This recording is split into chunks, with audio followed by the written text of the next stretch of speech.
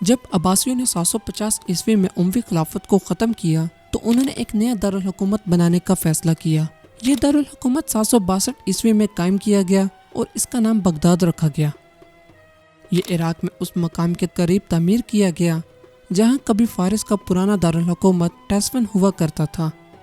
اس مقام کا انتخاب دراصل اس بات کی علامت تھا کہ خلافت کا مرکز شام، جسے اموی پسند کرتے تھے، وہاں سے ایران، جسے عباسی ترجیح دیتے تھے، کی طرف منتقل ہو رہا ہے۔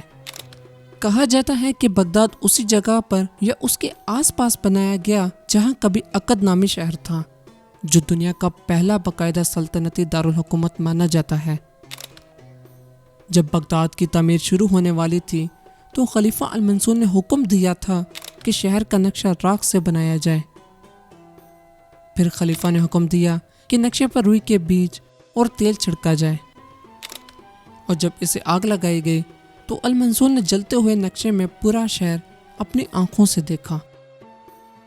یہ ایک خوبصورت اشارہ تھا کہ یہ شہر مستقبل میں ایک ایسا مقام بنے گا جو ہر مذہب اور ہر قوم کے لیے کھلا اور برداشت سے بھرپور ہوگا۔ اگر آپ اسلامی تاریخ کے بارے میں مزید جاننا چاہتے ہیں تو یوٹیوب پر البدایہ چینل دیکھیں